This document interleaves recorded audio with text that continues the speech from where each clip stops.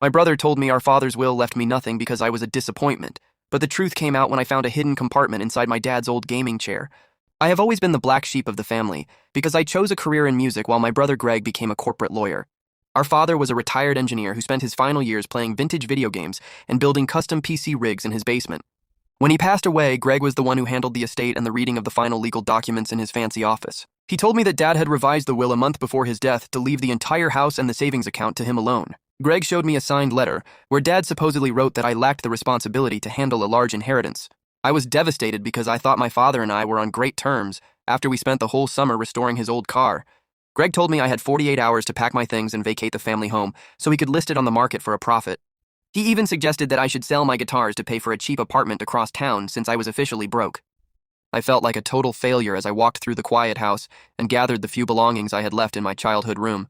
Greg was already in the basement, throwing away Dad's old electronics and shouting about how much junk the old man had collected. He told me to take Dad's old leather gaming chair to the dump because it was taking up too much space in his new vision for the room. I decided to keep the chair as a memento because it was the one place where I felt closest to my father's memory. As I was loading it into my truck, I felt a strange mechanical click underneath the right armrest that I had never noticed before. I realized the chair wasn't just a piece of furniture, but was actually the last project my father had ever finished in his shop. I pushed the hidden lever and a small drawer slid out from the base of the seat, containing a flash drive and a physical key. I rushed to the library and plugged the drive into a public computer to see what my father had hidden from the rest of the world. A video file played immediately, and it was my dad sitting in that exact chair looking healthy and smiling at the camera. He explained that he knew Greg would try to manipulate the inheritance because he had caught him stealing from the company years ago. The video showed the real will, which had been notarized and uploaded to a secure digital vault that Greg couldn't touch. Dad had actually left me the house and the majority of the estate because he knew I would preserve the family legacy instead of selling it. He had left Greg a small trust fund that would only be accessible if he completed a mandatory honesty and ethics course. The letter Greg showed me was a complete forgery that he had created using a sophisticated AI program to mimic Dad's handwriting. I walked back into the family home with the police and the estate's actual attorney who had been tipped off by the digital vault.